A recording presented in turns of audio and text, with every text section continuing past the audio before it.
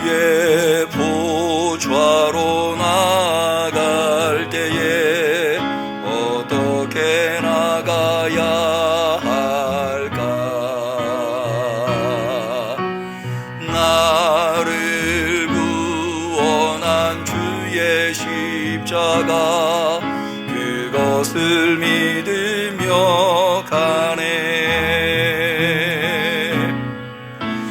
주의 보좌로 나갈 때에 나 여전히 부족하나.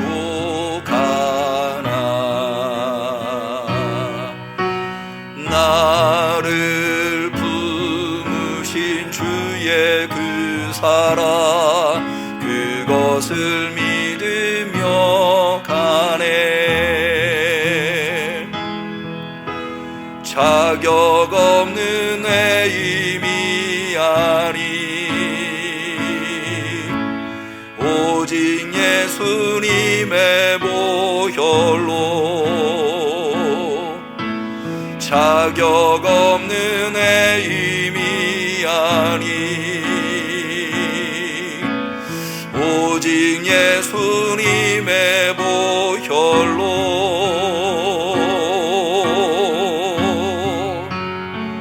십자가의 보혈 완전하신 사랑 힘입어 나갑니다.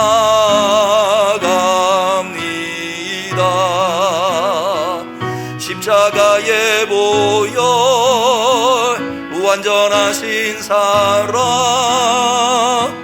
힘입어 예배합니다.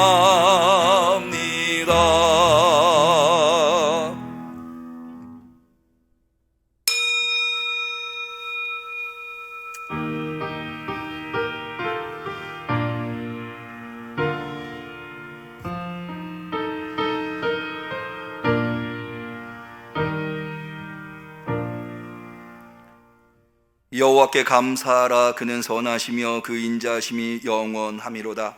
저가 사모하는 영혼을 만족해 하시며 줄인 영혼에게 좋은 것으로 채워주심이로다. 지혜 있는 자들은 이 일에 주의하고 여호와의 인자하심을 깨달으리로다. 아멘. 여호와 아버지 하나님, 참으로 감사를 드립니다. 주님의 선하심과 인자하심이 우리를 둘러서 광야 같은 세상 속에서 허덕이지 아니하고 만족함으로 살다 주님의 부르심을 입어 이렇게 주 앞에 대면으로 비대면으로 나와 예배 올려드리나이다. 주님, 우리의 예배를 받아 주시옵소서. 다시 한 번 더 세상에서는 얻을 수 없는 오직 주님만이 주실 수 있는 그 선하심과 인자하심을 우리의 심령에 가득 채워 주시옵소서. 예수님의 이름으로 기도 올리옵나이다. 아멘.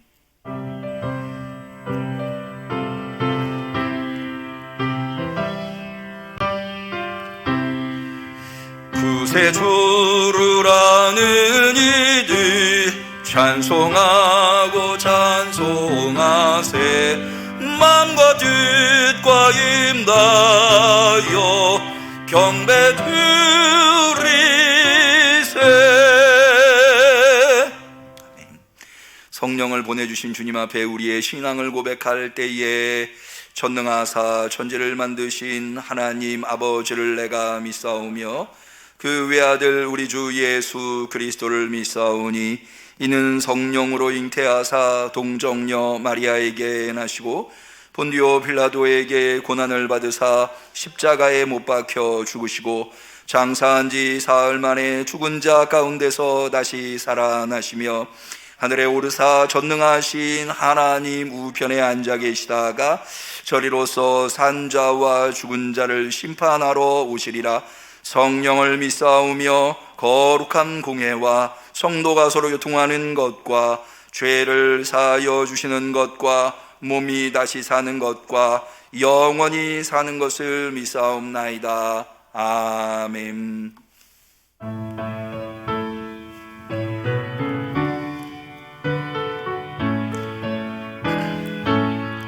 저 높은 곳을 향하여 날마다 나아갑니다.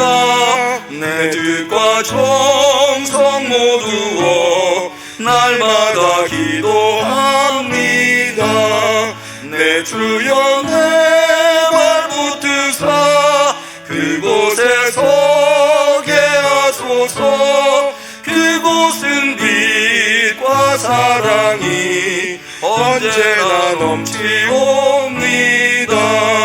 괴로움과 죄가 있는 곳 나 비록 여기 살아도 빛나고 높은 저곳을 날마다 바라봅니다.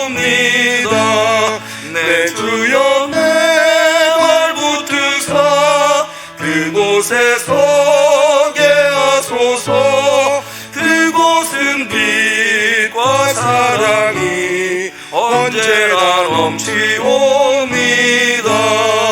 의심의 안개 거치고 근심의 구름 없는 곳 기쁘고 참된 평화가 거기만 있사옵니다. 내 주여 내 발붙드사 그곳에 서게 하소서. 그곳은 빛과 사랑이 언제나 넘치옵니다. 험하고 높은 이 길을 쌓으며 나아갑니다. 다시금 기도하오니 내 주여 인도하소서. 내 주여 내 발붙드사 그곳에 서게 하소서.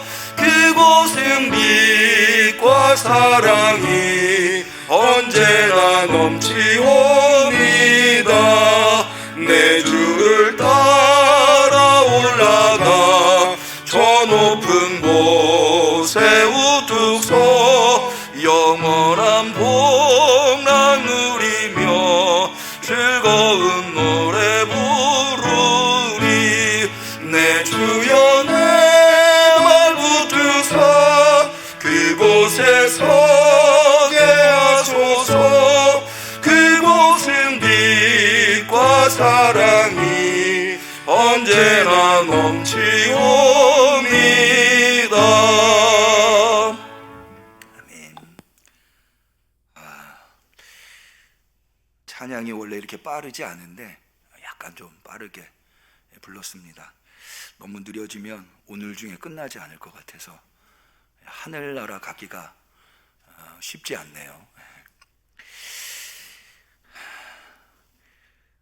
지금 이 성령 강림절 이어서 오늘 기도는 성령 강림절 공동 기도문으로 준비해 보았습니다.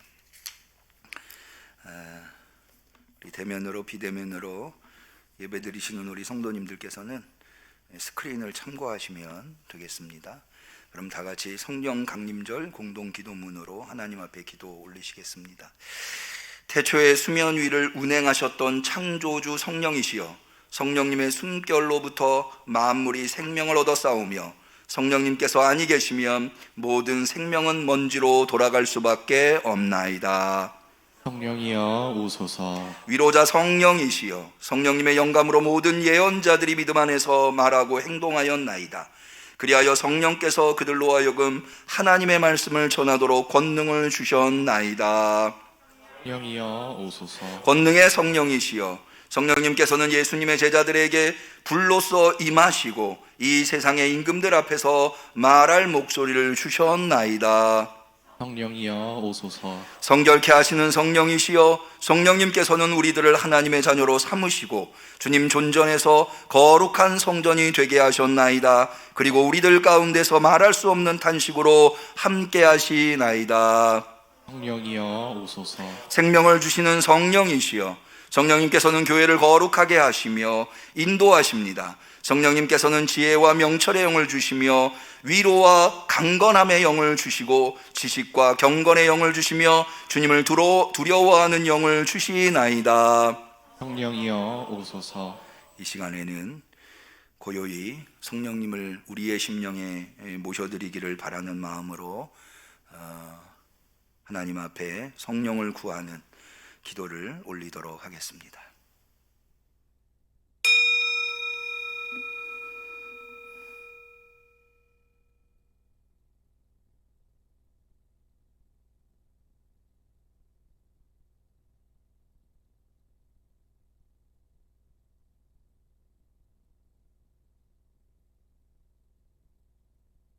참 빛이시자 모든 좋은 것이 우러나오는 하나님이시여, 강한 바람과 같은 권능으로 주님의 성령을 우리 삶에 보내주셔서 주님의 지혜의 불꽃으로 우리 마음의 지평을 열어주시옵소서.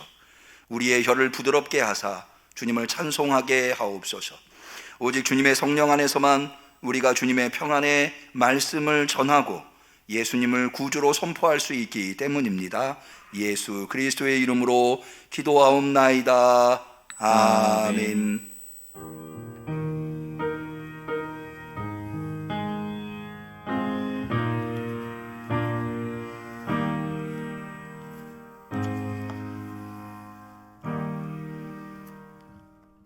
우리의 간절한 기도를 하나님께서 들어주시기를 축원합니다.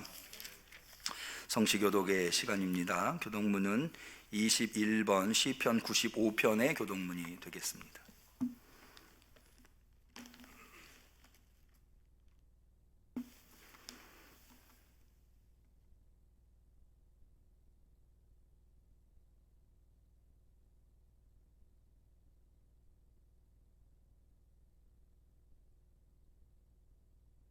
교독문 21번 시편 95편. 오라 우리가 여호와께 노래하며 우리 구원의 반석을 향하여 즐거이 부르자. 우리가 감사함으로 그 앞에 나아가며 시로 그를 향하여 즐거이 부르자. 여호와는 크신 하나님이시요 모든 신 위에 크신 왕이시로다. 땅의 깊은 곳이 그 위에 있으며 하늘의 높은 것도 그의 것이로다. 바다가 그의 것이라 그가 만드셨고 육지도 그의 손이 지으셨도다. 오라 우리가 굽혀 경배하며 우리를 지으신 여호와 앞에 무릎을 꿇자. 저는 우리 하나님이시요 우리는 그의 기르시는 백성이며 그 손의 양이라. 너희가 오늘날 그 음성 듣기를 원하노라. 아멘. 하나님의 말씀은 다니엘서 2장 44절 45절 양절이 되겠습니다.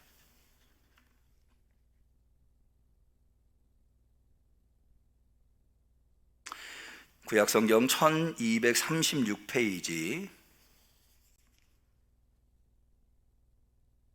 성령강림절 9번째 주일에 특별히 7월 5번째 마지막 주 주일에 사모하는 마음으로 주 앞에 나온 우리 성도님들에게 주신 소중한 하나님의 말씀 다니엘서 2장 44절 45절을 우리가 다 한마음이 되어서 소리를 내어 같이 하나님의 말씀을 봉독하도록 하겠습니다. 이 열왕의 때에 하늘의 하나님이 한 나라를 세우시리니 이것은 영원히 망하지도 아니할 것이요 그 국권이 다른 백성에게로 돌아가지도 아니할 것이요 도리어 이 모든 나라를 쳐서 멸하고 영원히 설 것이라. 왕이 사람의 손으로 아니하고 산에서 뜨인 돌이 철과 놋과 진흙과 은과 금을 부서뜨린 것을 보신 것은 크신 하나님이 장래일을 왕께 알게 하신 것이라. 이 꿈이 참되고 이 해석이 확실하니이다. 이는 하나님의 말씀입니다. 아멘. 아멘. 이재혁 집사님의 특송이 있겠습니다.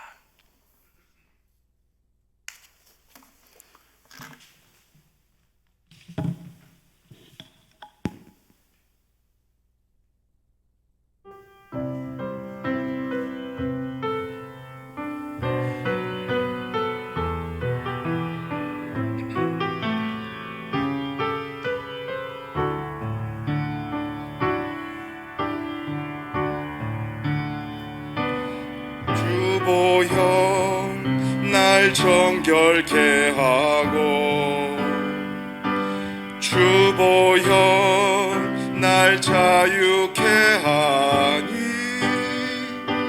주 앞에 나 예배하는 이 시간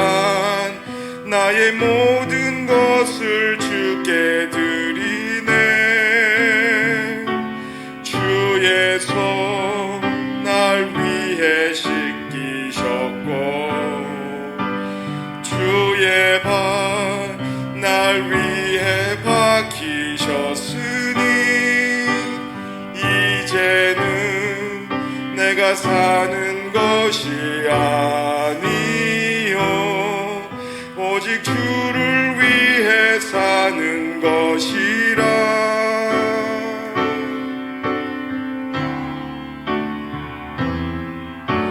주의 손에 나의 손을 포개고 또 주의 발에 나의 발을 포개요. 나 주와 함께 죽고 또 주와 함께 살리라. 영원토록 주 위에 살리라. 주의 손에 나의 손을 포개고 또 주의 발에 나의 발을 포개요. 나 주와 함께 죽고 또 주와 함께 살리라. 영원토록 주 위에 살리라.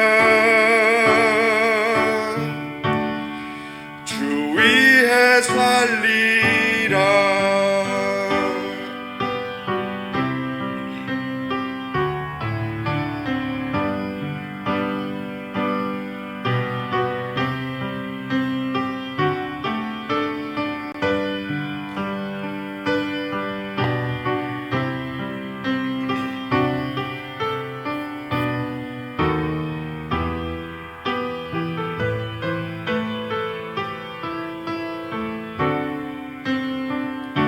주의 손 날 위해 찢기셨고 주의 발 날 위해 박히셨으니 이제는 내가 사는 것이 아니요 오직 주를 위해 사는 것이라.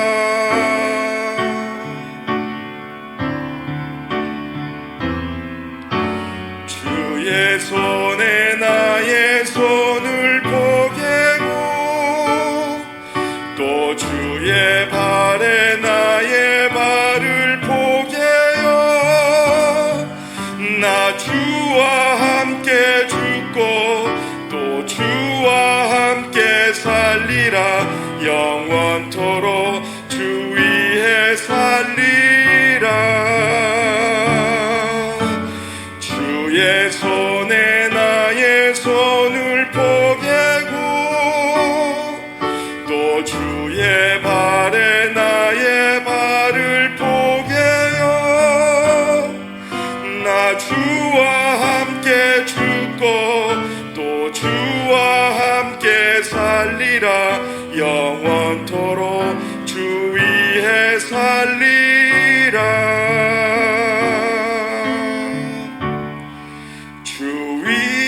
살리라.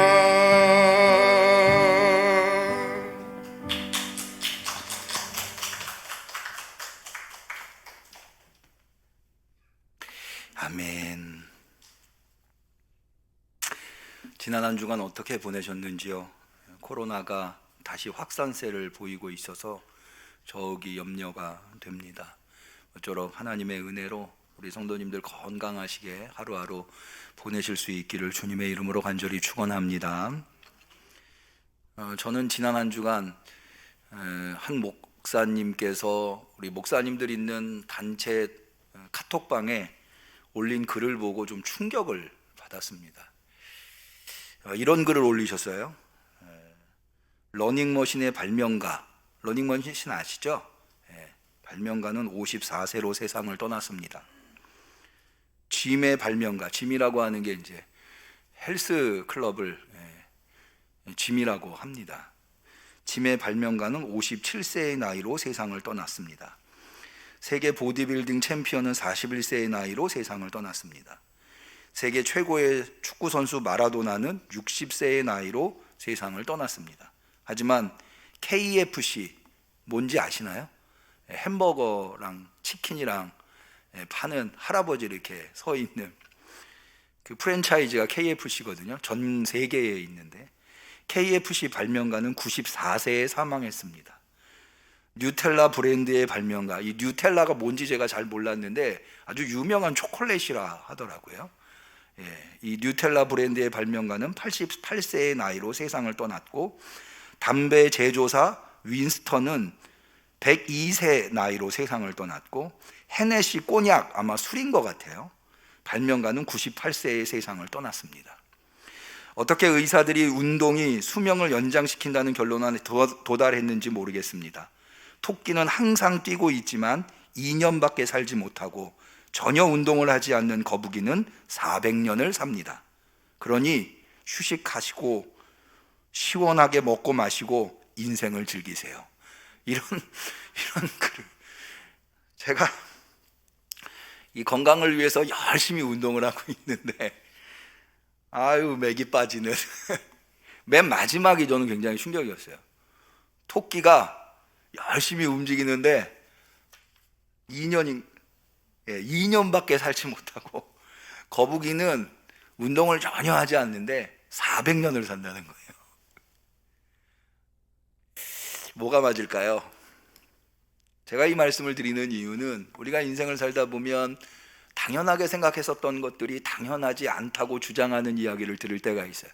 혼란스러워요. 사실 이런 혼란은 방금 말씀드렸던 운동에 관한 견해는 오히려 가벼운 것이라고 할 수 있어요. 요즘 우리는 대단히 혼란스러운 세상에서 살고 있습니다. 예를 들어서 코로나가 사라질 줄 알았는데 다시 재확산되고 있습니다. 우크라이나의 전쟁도 금방 끝날 줄 알았지만 여전히 전쟁이 진행 중에 있고, 많은 전문가들이 쉽게 끝나지 않을 것이라고 견해를 밝히고 있습니다. 미국은 유례 없는 기준금리를 대폭 인상하고 있는 상황입니다. 이런 혼돈 속에서 우리는 어떻게 살아야 할까요? 이 혼돈이라고 하는 것이, 혼란이라고 하는 것이 치명적인 이유는 그것이 우리에게 걱정과 두려움을 유발시키고 그로 말미암아 정상적인 판단을 하지 못하도록 만들어 놓는다는 거예요. 혼란에 빠지게 되면 누구라도 쉽게 내릴 수 있는 판단도 내리지 못하는, 상식적이고 합리적인 판단에 이르지 못하는 경우가 허다하다는 거죠.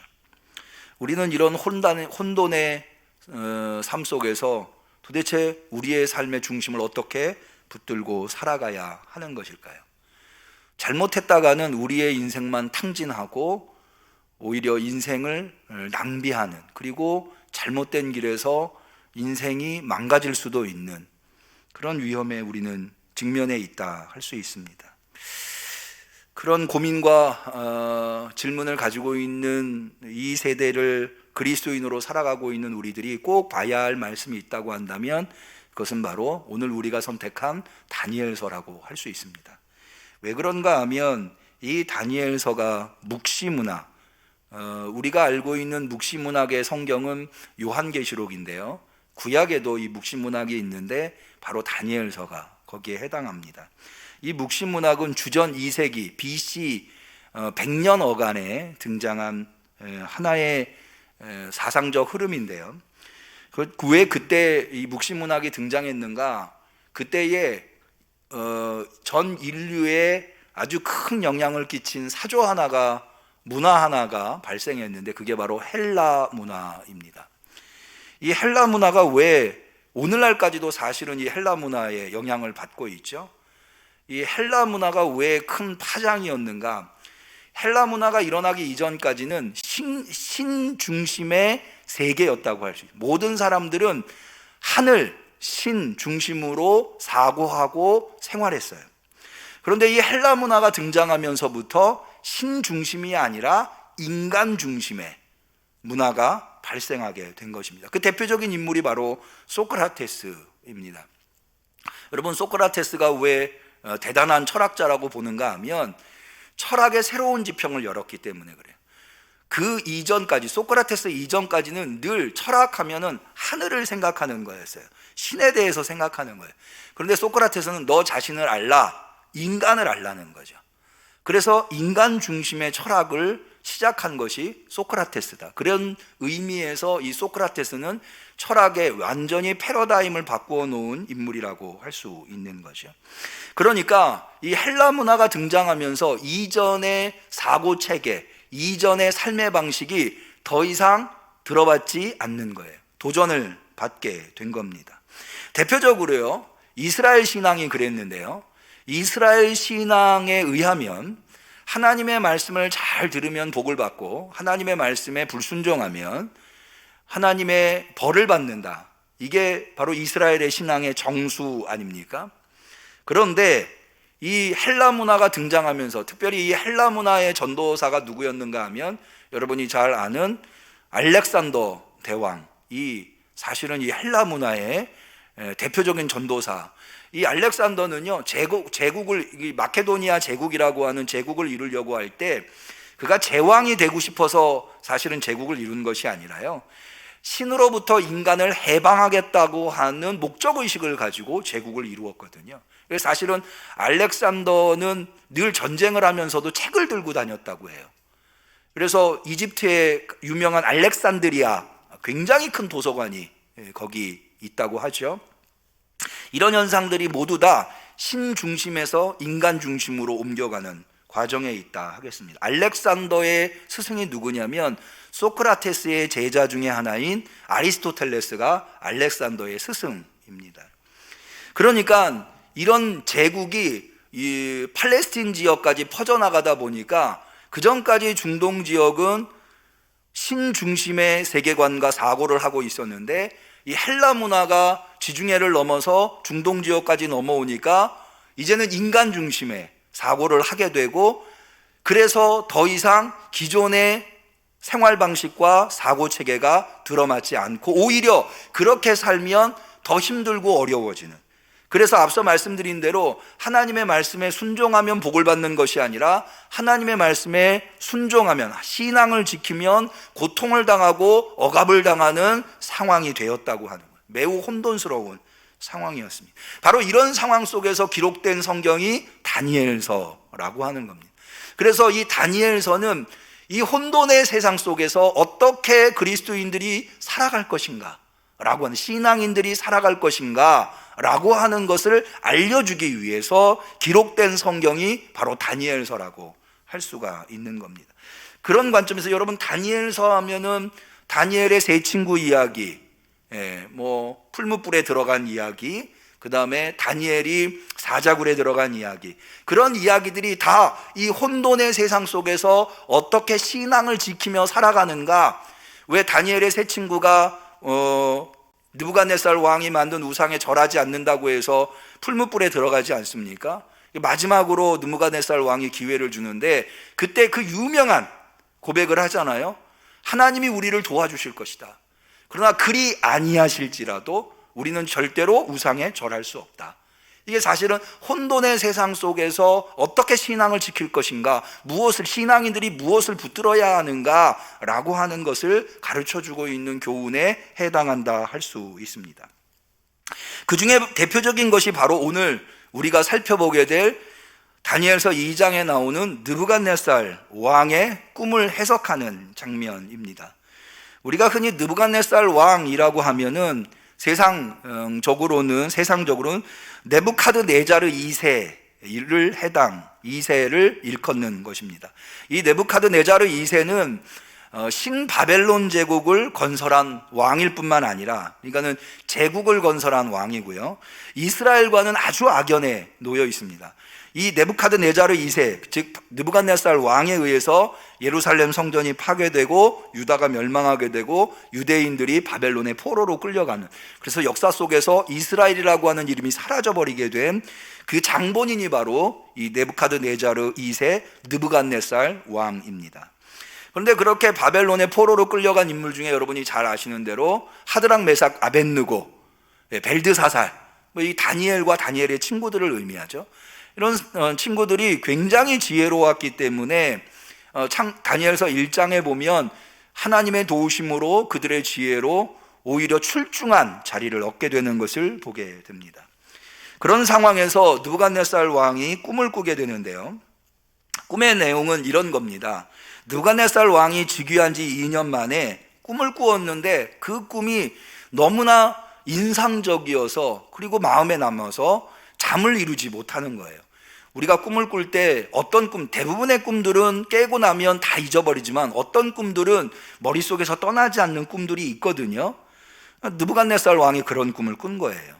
그래서 이 바벨론의 느부갓네살 왕이 바벨론에 있는 점쟁이들, 지혜자들이라고 하는 사람들 다 불러 모으고는 이렇게 이야기를 합니다. 내가 한 꿈을 꾸었는데 그게 도대체 내 머릿속에서 떠나지 않는다. 그게 무슨 꿈인지 어떤 의미인지 내게 알려달라, 맞춰봐라. 그랬더니 점쟁이들이 예, 알겠습니다. 어떤 꿈인지 말씀해 주시죠. 그랬더니 느부갓네살 왕이 뭐라고 하냐면 내가 너희한테 그 꿈을 말해줄 수 없다. 너희한테 그 꿈을 말해주면 너희가 그 꿈을, 왜 우리가 꿈보다 해몽이라는 말을 하잖아요.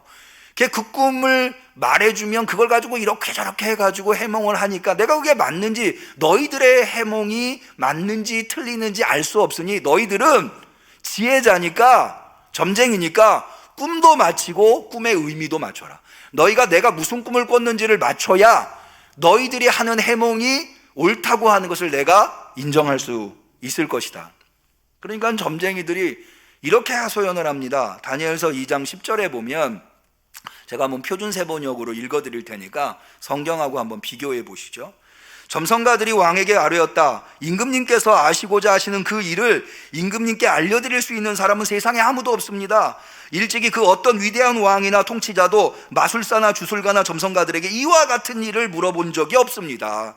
임금님께서 물으신 것은 너무 어려워서 육체를 가진 사람과 함께 살지 않는 신이라면 몰라도 아무도 그 일을 임금님께 알려드릴 수 없습니다. Nobody knows. Only God.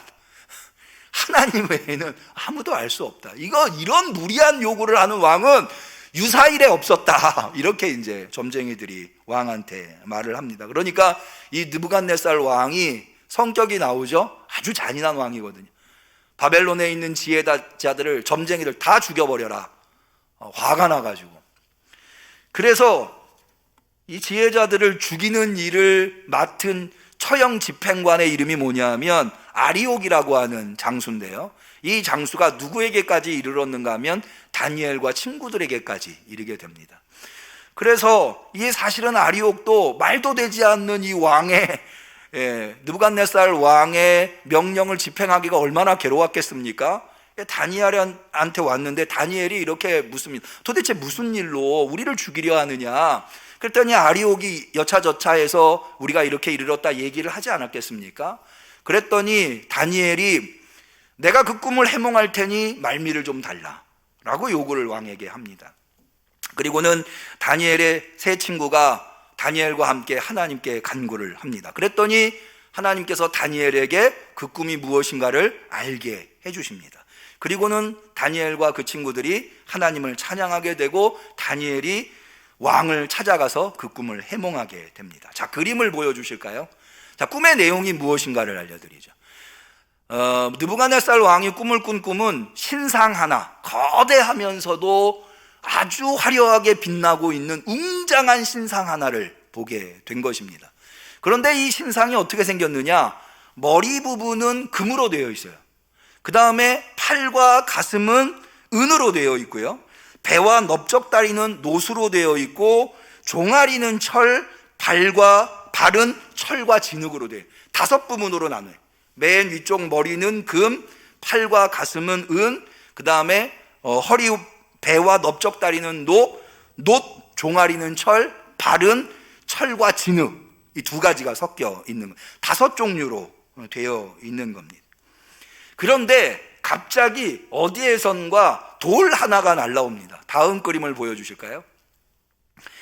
이 돌은 사람이 깎아서 만든 돌이 아니라 어디선가 아무도 사람이 깎지 않은 돌 하나가 날라와서 이거를 우리 성경에는 뜨인 돌이라고 하는데, 이거 오해가 간혹 있는데 뜨인 돌라고 하면 커팅 스톤, 잘려진 돌, 어디에서 떨어져 나온 뜨인 돌이라고 해석하는 분들이 있는데 그런 의미가 아니고요. 플라잉 스톤, 날라온 돌이에요. 뜨인 돌, 공중에 떠 있다 이러지 않습니까? 어떤 돌 하나가 날라와서 이 신상을 때려 부수는데 그 돌이 이 신상을 때려 부수고 났더니 완전히 이 신상이 가루가 되어서 공중에서 흔적 없이 사라져 버린 겁니다. 그것으로 끝나는 것이 아니라 그 돌이 그 우상을 때려 부시고 자리를 차지하는데 온 세상에 미칠 정도로 거대한 산을 이루는 것을 보게 됩니다. 이게 바로 느부갓네살 왕의 꿈입니다. 이 꿈에 대해서 이렇게 다니엘은 해석을 합니다. 제가 이것에 설명을 하는 것보다 그냥 다니엘서 2장 36절에서부터 그 내용이 나오거든요. 여러분들이 성경을 저와 같이 제가 표준세 번역으로 제가 읽어드릴 때 표준세 번역으로 읽어드리는 이유는 표준세 번역이 여러분들이 오늘날 이해하시기가 편한 용어로 되어 있어서 표준세 번역으로, 그리고 또 성서학적으로 표준세 번역이 좀 더 원어에 정확하게 번역된 성경이기 때문에 표준세 번역을 제가 읽어드리는 겁니다. 한번 다니엘서 2장 36절하고 비교해 가면서 한번 들어보시죠. 이렇게 되어 있습니다. 이 꿈의 해석은 이렇습니다. 이것이 그 꿈인데 우리가 그것을 풀이하여 임금님께 말씀드리겠습니다. 임금님은 왕들 가운데서 읍등가는 왕이십니다. 하늘의 하나님이 임금님께 나라와 권세와 힘과 영광을 주셨습니다. 사람과 들의 짐승과 공중의 새를 그들이 어디에 있는지 임금의 손에 넘겨주시고 이 모두를 다스리는 통치자로 세우셨습니다. 임금님은 바로 그 금으로 된 머리이십니다. 그러니까는 지금 느부갓네살 왕이 다스리는 바벨론이 이 앞서 신상에서 금으로 되어, 머리가 금으로 되어 있지 않습니까? 금으로 되어 있는 부분이라는 거예요. 임금님 뒤에는 임금님의 나라보다 못한 다른 나라가 일어날 것입니다. 그러니까 그게 이제 그 팔과 가슴이 은으로, 금보다는 은이 좀 못한 것이니까 은으로 된 나라가 일어나게 될 것이다. 그 뒤에는 노쇠로 된 셋째 나라가 온 땅을 다스릴 것입니다. 넷째 나라는 쇠처럼 강할 것입니다. 쇠는 모든 것을 으깨고 박살냅니다. 쇠가 모든 것을 부서뜨리는 것처럼 그 나라는 문나라를 으깨고 부서뜨릴 것입니다. 41절, 임금님이 보신 발과 발가락의 일부는 토기장의 진흙이고 일부는 쇠였던 것 같이 그 나라는 나뉘어질 것입니다. 그러나 임금님이 진흙과 쇠가 함께 있는 것을 보신 것 같이 그 나라는 쇠처럼 강한 면도 있을 것입니다. 그 발가락의 일부가 쇠이고 일부가 진흙인 것 같이 그 나라의 일부는 강하고 일부는 쉽게 부서질 것입니다. 임금님께서 진흙과 쇠가 함께 있는 것을 보신 것 같이 그들이 다른 인종과 함께 살 것이지만 쇠와 진흙이 서로 결합되지 못하는 것처럼 그들이 결합되지 못할 것입니다. 이 왕들의 시대에 하늘에 하나님이 한 나라를 세우실 터인데 그 나라는 영원히 망하지 않을 것이며 다른 백성에게 넘어가지 않을 것입니다. 그 나라가 도리어 다른 모든 나라를 쳐서 멸망시키고 영원히 설 것입니다.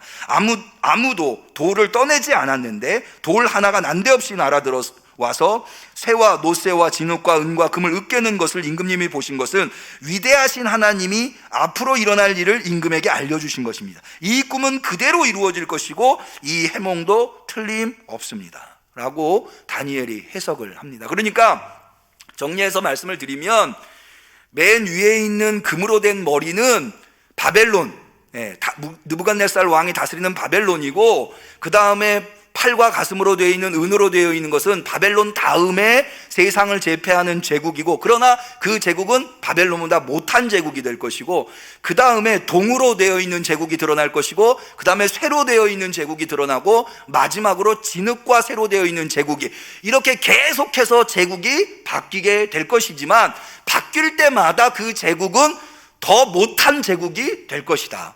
그런데 그렇게 우상으로 세워진 그것을 하나님이 보내신 돌, 사람이 깎지 않은, 이게 바로 플라잉 스톤, 뜨인 돌인데 그 돌이 날아와서 그 모든 제국들을 다 무너뜨릴 것이고 하나님이 세운 나라가 온 세상에 영원히 이루어질 것이다 라고 하는 것이 바로 이 꿈의 해석이라는. 자, 한번 보여주실까요?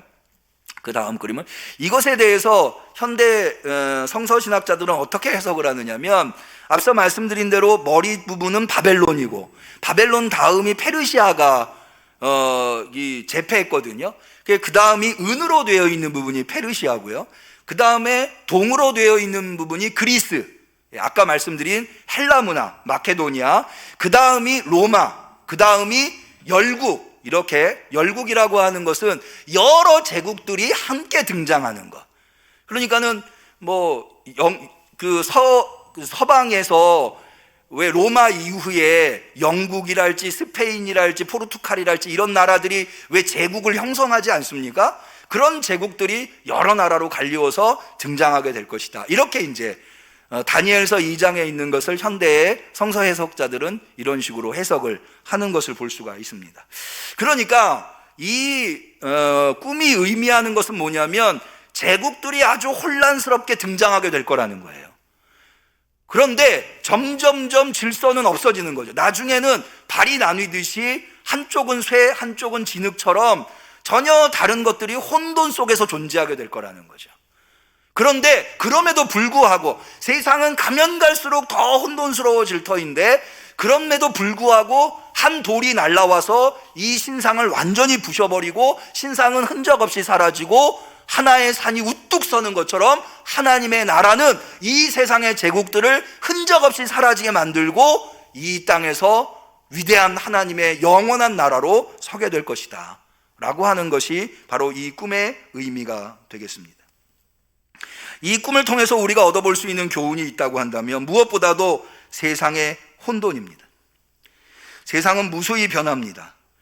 제국의 흥망성쇠, 그리고 권력의 무상함. 여러분, 가면 갈수록, 시간이 흐르면 흐를수록 제국은 더욱더 혼돈에 빠지고 권력은 더욱더 무상함을 드러내기 마련입니다. 맨 처음에는 금이었지만 나중에는 진흙으로 끝난다고 하는 것이 바로 그것을 의미합니다. 그런 혼돈한 세상 속에서 혼돈스럽지 않은 영원한, 결코 사라지지 않는 나라 하나가 등장하게 되는데, 그게 바로 하나님의 나라입니다. 뜨인 돌로 대표되는, 상징되는 바로 그 나라가 하나님의 나라는 거죠. 그것은 사람의 손으로 만들어진 것은 아닙니다만은 사람의 손으로 만들어진 제국들을 다 무너뜨리고 남음이 있는, 능력이 있는 나라입니다. 그 하나님의 나라는 이 온 세상이 아무리 거부해도 마치 이 동네에 어디서든지 북한산이 보이듯이 이 세상에 모든 사람이 목격할 수 있을 정도로 하나님의 나라는 우뚝 서게 될 것입니다. 그러므로 우상에 속지 말아야 합니다. 당장 눈에 보이는 것들은 다 사라집니다. 눈에 보이는 것들을 붙들면 그 눈에 보이는 것들이 가루로 사라질 때 그것도 역시, 그것을 붙들었던 사람들도 역시 사라지고 말 것입니다. 그것이 바로 세상의 운명입니다. 우상의 끝입니다. 당장은 그 우상이 황금으로 되어 있고 어마어마하고 또 그 빛남이 웅장한다 하더라도, 그래서 많은 사람들이 거기에 현혹되지만, 그러나 그 우상은 정작 도움을 받으려고 할 때 아무 도움도 되지 못하고 흔적 없이 사라진다고 하는 겁니다. 그러므로 우리는 우상에 속지 말고 하나님의 나라에 속해야 합니다. 한번 따라해 보실까요? 우상에 속지 말고 하나님 나라에 속하자. 네, 우상에 속지 말고, 우상이 아무리 우리 눈을 현혹해도 거기에 속지 말고 하나님의 나라에 속해야 합니다. 하나님의 나라에 속한다고 하는 것은 무엇을 의미합니까? 하나님을 신뢰하고 하나님의 나라를 소망하고 하나님의 나라를 준비하는 것입니다. 여러분, 참 아이러니한 게요, 제가 오늘 설교 제목을 참되고 확실한 것이라고 했어요. 오늘 우리가 읽은 본문 45절에 나와 있는 말씀을 제가 요약해서 제목으로 선택한 겁니다. 그런데요, 뭐가 참되고 확실하냐? 다시 한번 볼까요? 45절 마지막 부분, 이 꿈이 참되고 이 해석이 확실하니이다. 여러분, 꿈이 참되나요? 많은 사람들은 꿈을 그렇게 확실하다고 생각하지 않아요. 대부분 우리가 꾸는 꿈을 확실하지 않은 것으로 생각을 합니다. 꿈은 희미하기 마련이에요. 꿈은 확실하지 않습니다. 그런데 여기서 뭐라고 말해요? 이 꿈이 참되고 이 해석이 확실하다. 저는 이 말씀에 굉장히 깊은 의미가 있다고 봐요. 여러분, 하나님이 보여주시는 것은 사실 세상적인 안목으로 보면 확실해 보이지 않을 수 있어요. 꿈처럼 희미해 보일 수 있어요. 오히려 우상이 더 확실해 보이고 우상이 더 참돼 보일 수 있어요. 황금이, 은이, 노시, 쇠가 더 확실해 보일 수 있어요. 그런데 그것은 가루로 부서져 버릴 거예요. 오직 하나님이 보여주신 이것만이 확실하다고 하는 거예요. 여러분, 그래서 우리는 현혹되지 말아야 돼요. 그래서 우리는 하나님에 대한 신뢰가 있어야 돼요. 하나님이 누구신가? 하나님이 보여주신 것이라면 꿈조차도 참되고 확실하다고 하는 것, 그런 신앙 위에 우리는 굳건히 서야 합니다. 여러분, 왜 하나님의 나라는 확실한 것일까요? 그것은 바로 하나님이 직접 세우시는 것이기 때문입니다. 하나님의 지혜는 이 세상의 지혜가 도저히 따라올 수 없어요. 여러분, 앞서 느부갓네살 왕이 꿈을 꾸고는 바벨론에 있는 점쟁이들을 불러서 내 꿈을 맞춰봐라 했을 때 아무도 못 맞췄죠. 그러면서 뭐라고 합니까? 육신이 있는 사람이라면 이 요구를 들어줄 수 있는 사람이, 이게 지금 불가능한 요구를 하고 있는 것이다. 그들이 바벨론이라고 하는 제국에서 지혜 있는 자라고 자처하였지만 인간의 지혜에는 한계가 있다는 거예요. 오직 하나님이 가르쳐 주시는 지혜만이 확실한 거예요. 그래서 다니엘이 받은 지혜가 가장 확실하고 참된 지혜가 되는 것입니다. 여러분, 그러면은 왜 하나님이 주시는 지혜가 가장 참되고 확실한 것일까요? 그것은 바로 하나님이 이 천지 만물을 만드셨기 때문이에요. 이 세상을 운행하고 계시기 때문이에요. 다니엘서 2장 21절에 이렇게 되어 있어요. 그는 때와 기한을 변하시며 왕들을 패하시고 왕들을 세우시며 지혜자에게 지혜를 주시고 지식자에게 총명을 주시고. 때와 기한을 누가 정했어요? 여러분, 때와 기한이라고 하는 것이 해, 달, 별들에 의해서 이루어지는 거죠. 지구가 한 번 돌면 하루죠. 태양을 한 바퀴 돌면 1년이죠. 그게 다 해, 달, 별들에 의해서 이루어지는 건데 그 때와 그 시간, 그런 것들을 다 누가 정하셨나요? 하나님이 정하셨어요. 인간은 거기로부터 지혜를 얻는데 그 지혜를 얻을 수 있는 그 사물들, 그 물체들을 다 누가? 하나님이 만드셨어요. 하나님의 지혜로, 하나님의 지혜만이 가장 확실한 거죠. 왕들도 마찬가지예요. 아까 느부갓네살 왕이 가장 위대한 왕이라고 그랬죠. 그런데 거기에 방점이 있는 게 아니에요. 다니엘이 이 꿈을 해석하면서 왕을 막 높이는 것 같지만 사실은 너가 가지고 있는 권력도 하나님이 너한테 주지 않으면 가질 수 없다는 얘기를 하고 있는 거예요. 모든 힘의 원천은 하나님이시라고 하는 거죠. 그러니까 하나님의 지혜가 가장 확실한 거고요. 그러니까 하나님의 나라가 가장 확실한 거예요. 세상이 아무리 1000만 번 혼돈 속에 빠진다 하더라도, 변화된다 하더라도 변하지 않는 것 하나가 있어요. 그걸 붙들어야 돼요. 참되고 확실한 것을 붙들 수 있는 성도님들이 되시기를 축원합니다. 여러분, 세상의 지혜가 전혀 필요 없다는 거 아니에요. 때때로 필요해요. 그러나 그것들이 정말로 우리한테 유익이 되려면 참되고 확실한 것을 내가 붙들고 그 기초 위에 서 있을 때야만이 다른 것들이 유용할 수 있는 거지, 하나님의 지혜를 버리고 나면 나머지 것들은 지푸라기에 불과한 거예요. 지푸라기라고 쓸모가 없나요? 쓸모 있어요. 그러나 때때로 쓸모 있는 거지 지푸라기가 우리를 지켜주진 않아요. 우리는 반석 위에 있어야 돼요. 동아줄을 잡아야 돼요. 그게 뭐예요? 하나님의 지혜와 하나님의 나라인 거예요. 우리는 이 세상 나라에 속해서 살고 있지만, 그리고 이 세상 나라는 끊임없이 혼돈 속에 쌓여 있지만, 우리가 우리 안에 하나님에 대한 신뢰를 가지고 하나님의 지혜를 믿고 예수 그리스도를 믿고 하나님의 나라를 소망하면서 살아갈 때는 우리는 이 세상의 혼돈에 휩싸이지 않을 수 있어요. 세상이 뭐라 해도. 여러분, 오늘 왜 주님 앞에 나왔나요? 하나님의 지혜가 여러분들을 이 자리로 인도하신 줄로 믿습니다. 왜? 그 지혜만이 확실한 것이기 때문에. 지금은 내가 하나님 앞에 나와서 예배드리고 하나님께 찬양하고 하나님께 헌신하는 것이 아무것도 아닌 것처럼 보일지 모르지만, 그러나 언젠가는 그것 때문에 내가 살 거예요. 그거를 하지 못한 사람들이 무너지는 순간에 나는 우뚝 서게 될 줄로 믿습니다. 그게 바로 다니엘서가 오늘 우리에게 가르쳐주는 교훈입니다.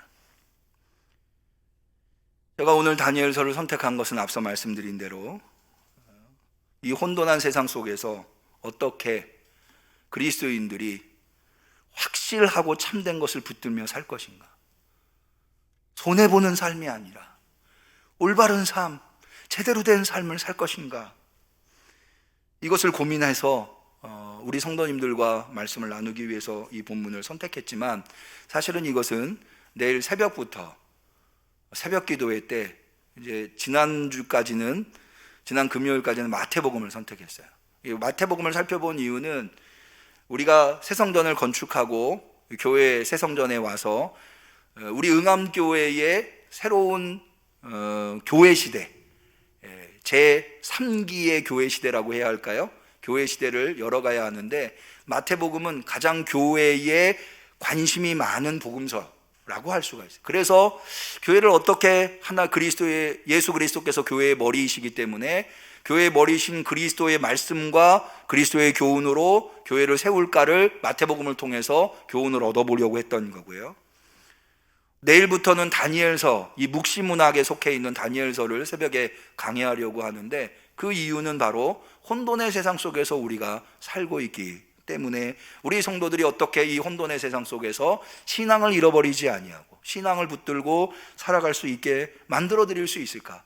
제가 만들어 드리는 게 아니라 오직 하나님의 말씀으로만이 그것이 가능하다고 생각하기 때문에 내일부터는 새벽 기도회 때마다 다니엘서와, 그리고 다니엘서를 마치면 요한계시록도 강해를 해보려고 합니다. 우리 성도님들께서 시간이 되시는 대로 새벽 기도에 참여하셔서 이 어렵고 혼돈된 세상 속에서 신앙을 붙들고 나가실 수 있는 우리 성도님들이 되셨으면 합니다. 마지막으로 시편 115편의 말씀을 나누고 마치려고 해요.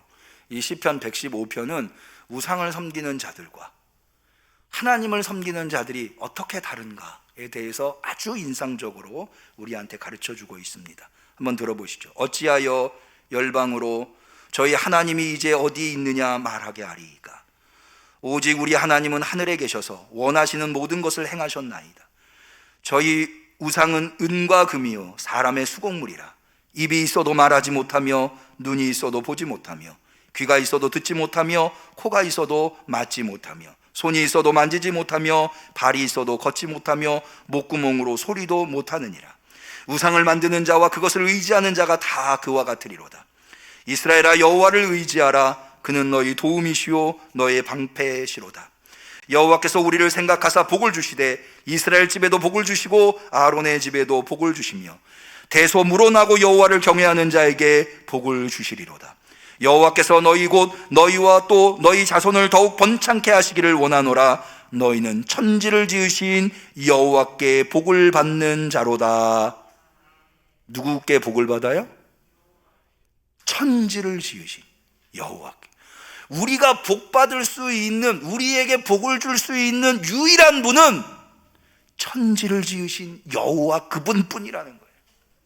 그분한테 복 받으실 수 있는, 그분을 붙들고 그분이 우리를 붙들어 주심으로 말미암아 혼돈의 세상 속에서 이리 입술을 여다니고 저리 입술, 마치 이 꼬리 노릇 하는 세상 사람들이 아니라 세상을 끌고 다닐 수 있는 진리로 승리하는 우리 성도님들이 되시기를 주님의 이름으로 간절히 축원합니다. 기도하겠습니다. 하나님 아버지, 오늘도 우리를 진리 앞으로 이끌어 주시니 감사합니다. 세상은 가면 갈수록 더 혼돈스럽습니다. 우리가 어떻게 이 세상을 살아가야 하는지 세상 사람들도 고민하지만 우리 그리스도인들에게도 큰 고민거리입니다. 그러나 오늘 말씀을 통해서 다시 한 번 더 깨달았습니다. 고민할 필요가 없다고 하는 것, 하나님의 지혜를 붙들어야 한다고 하는 것, 하나님의 말씀을 붙들어야 한다고 하는 것, 하나님의 나라를 붙들어야 한다고 하는 것을 마음에 새깁니다. 주여, 이것을 결코 잊어버리지 아니하도록, 이것이 우리에게 잘 박힌 모처럼 역사하도록 성령님 우리를 도와주시옵소서. 진리의 영이시여 우리를 진리로 인도하여 주시옵소서. 진리 위에 우뚝 서 있는 삶을 살아가게 하여 주시옵소서. 예수님의 이름으로 기도 올리옵나이다. 아멘. 우리는 감사하는 마음으로 이 예물을 드립니다.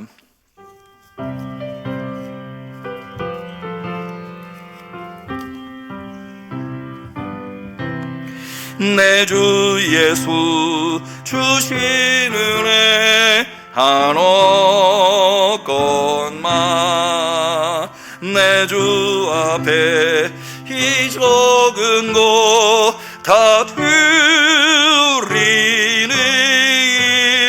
주 예수여 내 정성을 받으소서.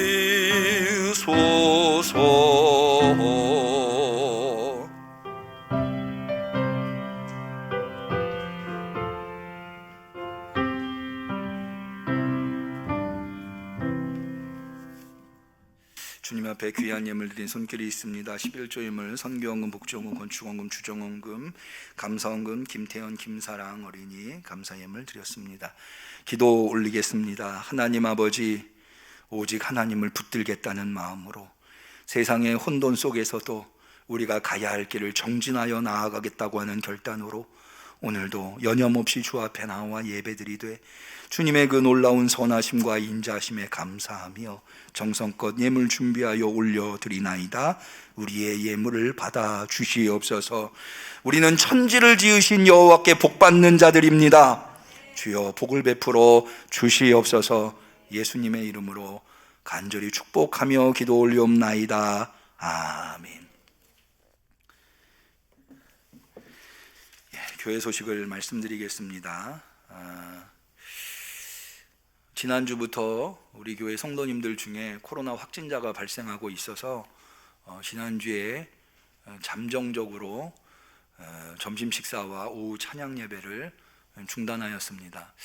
한 주로 끝날 줄 알았는데 이번 주에도 역시 코로나 확진자가 발생해서 한 주 더 연장하기로 했습니다. 그래서 이번 주에도 교회에서 점심 식사와 오후 예배는 생략하기로 하고 우리 성도님들께 개별적으로 예배를 드려주시는 것으로 당회에서 결정하였습니다. 널리 이해해 주시기를 바라고 차제에 기도 부탁드릴 것은 더 이상은 코로나 확진자가 나오지 아니하도록 우리 성도들 중에 우리가 지금 코로나 확진자로 인해서 아동부 성경학교를 어제부터 진행하고 있는데 오늘까지인데 대폭 축소해서 그렇게 진행하고 있습니다만은 그래서 많이 좀 우려했습니다만은 그럼에도 불구하고 아이들이 많이 참석하고 또 많은 청년들이 와서 도와줘서 아주 즐겁고 재미있고 은혜로운 성경학교가 되고 있습니다.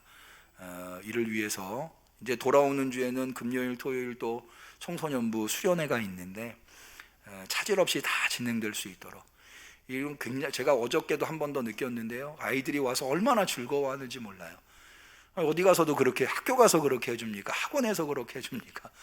교회 와서 그냥 그런 거 다 잊어버리고 공부하는 거 다 잊어버리고 와서 그렇게 즐겁게 지내고 예수님을 배우는 것이 얼마나 이쁘고 감사한지 몰랐습니다.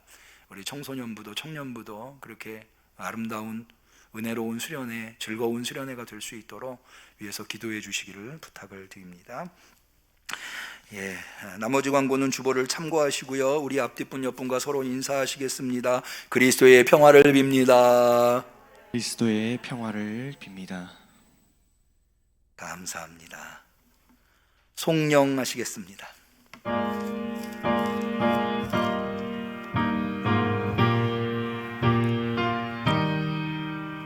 성부 성자와 성령 영원히 영광 받으옵소서.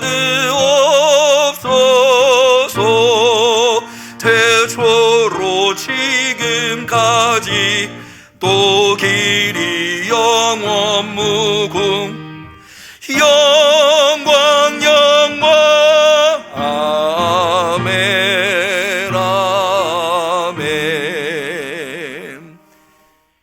이제는 천지를 지으시고 우리에게 한량없는 복을 베푸실 수 있는 예수 그리스도의 은혜와 하나님 아버지의 사랑과 성령님의 교통하심, 충만하심, 역사하심이 아무리 세상이 혼돈스러워도 우리가 붙잡고 있는 그리고 끝까지 붙들어야 할 하나님과 예수 그리스도 하나님의 나라는 변함없이 우리를 진리로 인도하여 준다는 확고한 믿음으로 주 앞에 살아가기로 결단하는 우리 성도들 머리머리 위에, 우리 응암교회 위에 지금부터 영원까지 함께 하시기를 간절히 축원하옵나이다. 아멘.